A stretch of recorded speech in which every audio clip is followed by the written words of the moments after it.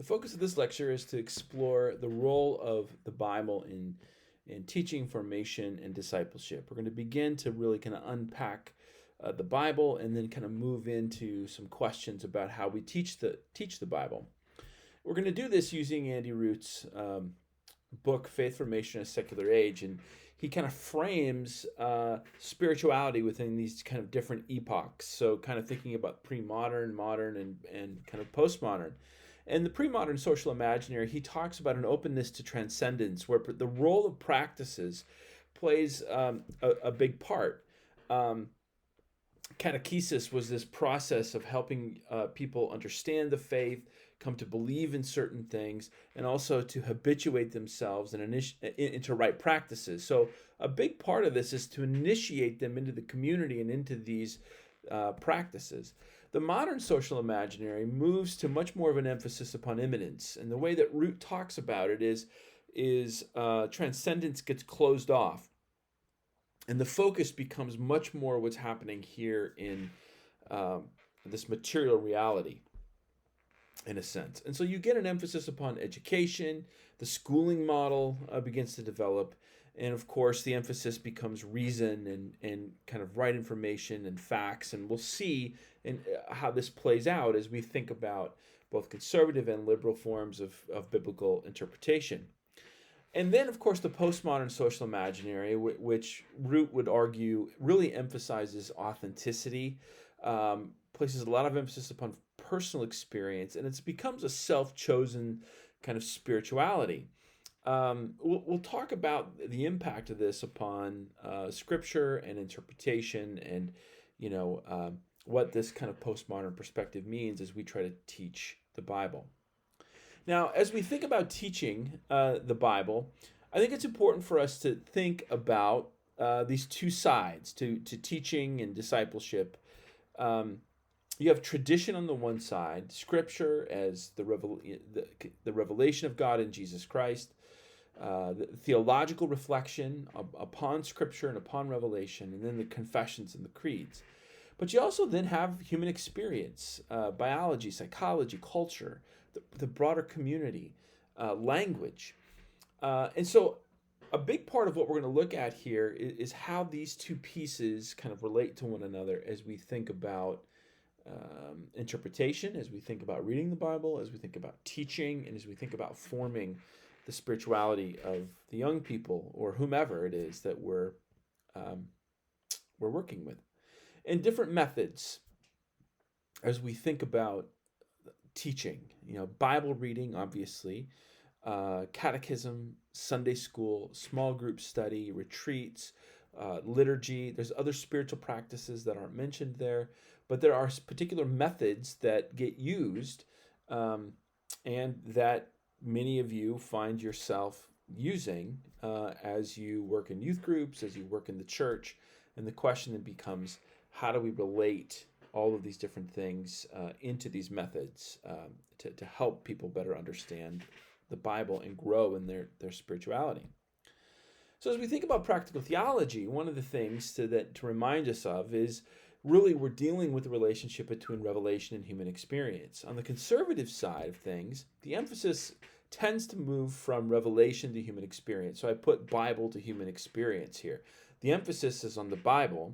There's the revelation of God's action in Jesus, and then how do we bring that to human experience? On the liberal side, much more of the emphasis is upon human experience, and so human experience is brought to the Bible, and the Bible is then interpreted in the context of that experience. Now, I think both of these are problematic, and so we want to find some kind of middle way. I really feel like a critical correlational method opens up some possibility here as we think about hermeneutics and the movement between the Bible and human experience. Both of them involve interpretation. We need to interpret human experience. We need to interpret Scripture. And I think it's important for us to think about how the questions kind of bounce back and forth. Now, I do want to emphasize, I'm going to say this, and Root, this actually comes from Root as well, to suggest a Christological approach, that as we think about what the Bible is, as we think about the Christian community, what we're dealing with here is God's action in the world and thinking about divine action. and trying to help people situate their lives in the context of divine action. And so this would go back to thinking about the theological perspectives of Karl Barth and Dietrich Bonhoeffer and others. Now, as we begin to specifically focus on the Bible, I'm going to use some terminology here, and I don't mean the terminology in a negative, way. It's just simply to try to talk about some of these things. So we can talk about different forms of biblical interpretation. And I put up here kind of this fundamentalist perspective, which really focuses on what some people might want to call the biblicism. The emphasis is upon inerrancy. The emphasis is on the truth of the Bible as objective fact. And we'll get into how does one interpret the Bible in this way. And I want us to see, we need to see this fundamentalist reading of the Bible as coming out of this modernist epoch that Root is talking about. That the focus is on almost a scientific reading of the text, and that the Bible is true in everything that it says and in all things. I put up here Christian Smith's book, The Bible Made Impossible, where he's critiquing this kind of biblicist perspective. But he provides, I think, some important insights into what this looks like. So as we think about how to interpret the Bible, now I got this from a website, and I'll reference that site at the end because I want to make sure people understand this. This is me referring to a website that somebody has put up that I found to be very helpful, where the author talks about kind of these three things that influence a kind of fundamentalist evangelical reading of the Bible. One of those things is a Baconian scientific method. So, inductive gathering and classifying facts, ideally without interpretation or preconceived notions. In other words, the world simply gives itself to us. We don't need to interpret the world as it gives itself to us. And when we apply that to the Bible, the emphasis here in this paragraph is verses on a given topic gathered together as one composite set of scripture whose meaning is taken to be clear without additional information. In other words, as we read the Bible, we can take kind of this scientific approach in which the text gives itself to us and the meaning of the text gives itself to us in a common sense way, which we'll talk about here in a minute, so that there's no interpretation involved. Scripture is simply giving itself to us, and any reasonable person who approaches the text in an objective way will get what the text is trying to say. So what this looks like is a list of facts or factual seeming statements presented with a conclusion that is taken to be obvious. You can see this in kind of this more conservative reading of Scripture, where there's a constant just quoting of texts. So a sermon where there's a reference to this text and a reference to this text with no context of where those verses are coming. Again, the meaning of the text is obvious, and so it's given, and any objective listener who hears the text should be able to discern what that text means. Now, this also comes from common sense realism. So this is, again, that website. And so what is common sense realism saying? Well, the world that we experience is the world that exists because of this direct knowledge. If sane, unprejudiced people have the same set of facts, they will all come to the same conclusions about those facts using their common sense.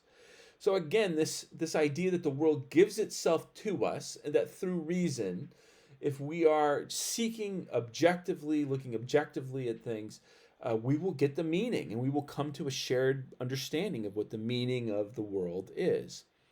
And common sense realism is trying to short circuit kind of the skepticism of David Hume and some of the other things that are developing kind of during the modernist period. Comes out of the 18th century Scottish Enlightenment, and it just says here that these views appeared in America and Princeton Theological Seminary, for example. But how to apply it to the Bible? The Bible has clearly expressed the doctrine of the perspicuity of Scripture. It's clear. So the perspicuity of Scripture means we can read it and we can understand it. Therefore, any believer can understand it because they have God-given common sense and the indwelling Holy Spirit. So when we read the text gives itself to us, and the meaning of the text gives itself to us. So what does this look like in the fundamentalist perspective? Well, no honest reader can disagree with the author's conclusions. People who disagree either have not fully understood the facts or are willfully prejudiced. So you can see here there's a sense in which we read the Bible, and what it says, it gives itself to us in meaning. And therefore, this idea that we have to do all this interpretation is questionable. We also then have this notion of a plain reading, and the reformers referred to the plain meaning of the text, the literal meaning, the literal sense of what it was trying to say. And so what this focuses on is that any Christian person who's free from preconceived notions can understand the plain meaning of Scripture. What it looks like in the fundamentalist perspective is the plain reading is often connected with the common sense Baconian traditions. For example, whether a given scripture passage is meant literally or figuratively is usually taken to be plain to the believer's common sense. And you can see here that this infographic is taken from this website, so go there. I just like the way that it was very succinctly kind of put. And so here what we find in all of this is a way of approaching the text that becomes very kind of scientific, in the sense that we read the text gives itself to us, and if we're objective, approaching it in an objective way, the meaning is plain to anyone who is listening, or maybe even they would say to people who have faith. Now, this differs from the historical critical method that begins to develop. In the historical critical method is a search for the historical meaning of the text. It's an attempt to kind of reconstruct the past, to get beyond the text to the event.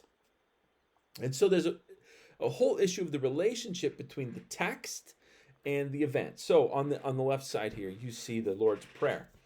So the purpose of historical criticism is not to just simply take the text as it's given, but to ask questions about the text and how the text came to be and the events that are behind the text. So this is from the Jesus Seminar. The Jesus Seminar went through, and they went through all the Gospels, everything Jesus said, and they kind of tried to determine whether or not they think that Jesus said these things. And so the different color coding speaks to the plausibility of that. And so what are they doing? They're using these critical methods of examining history, the genre, literature, language, all of this stuff, redaction, and they're trying to get back behind the text to the events. Now, the difference here is they're not bound by theological beliefs. So they're not bound by the creeds or the confessions. They want to do this scientifically and objectively and open. So therefore, they're going to call things into question. So here you'd see the historical critical method could call into question whether these events really happened the way that the Bible says that they happened. Now, what we're getting here are two different views now. You can begin to see the conservative view, evangelical view of reading Scripture develop. And then here we find the view of liberal theology and the tools used in liberal theology to examine Scripture, to interpret Scripture, but that interpretation involves in some way a deconstruction, kind of getting back to the events. Now, in liberal theology, what this does is it pushes towards a more existential reading of the text. So again, this question of human experience, what are the people back then experiencing? What are people today experiencing? We're dealing with the same existential questions. How does the Bible speak to those things? We have to go back and demythologize, here using Bultmann's terms, demythologize the text in order to understand the meaning of the text so that we can apply it to our own lives. And so the Bible then becomes this expression of human experience. And you can see the quote by Bultmann here on the side. We cannot use electric lights and radios, and in the event of illness, avail ourselves of modern medicine and clinical means, and at the same time believe the spirit and wonder world of the New Testament. In other words, the world of the New Testament is so drastically different. And it's an entirely different pre-modern worldview. What Boltman is arguing is we need to do this historical critical work to hear what the message of the text, the kernel, the kerygma, is saying to us. Now, what I want you to see is this assumes a modern scientific worldview. And what I want you to begin to see here is that both this kind of conservative evangelical biblicism and liberal theology both are emphasizing this kind of modern scientific approach to getting at the meaning of the text. And both become obsessed with history in a sense. One of them saying we can trust the text as it gives itself to us, and the other one saying no, we've got to deconstruct it. So where is the meaning of the text? Well, in the fundamentalist perspective, we see this emphasis upon authorial intent. Get back either to the author's intent, and that's kind of now called into question even by many conservatives. Can we actually get back to the author's intent? Or to the text. We at least get to the text and the meaning of the text and what the intentions of the text are, which are limited, and we do that through common sense interpretation.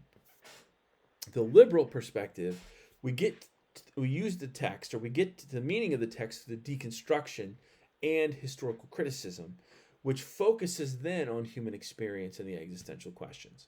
Now, the postmodern perspective becomes a little different because the focus here becomes human experience. There's no meaning in the text. There's this whole debate upon where does meaning lie. Does it lie in the text? Does it lie in the reader? And in the postmodern perspective, you're getting an emphasis upon meaning lying in the reader. So from here, what we want to do is we want to move on and begin to unpack, all right, given this context now, how should we read the text? How do we teach the text? And I'm going to use a book by Walter Brueggemann, The Bible Makes Sense, which is going to try to help us find a middle road between this kind of fundamentalist perspective, liberal perspective, and help us kind of get at what he's going to refer to as a historical covenantal perspective and a much more kind of theological interpretation of the Bible.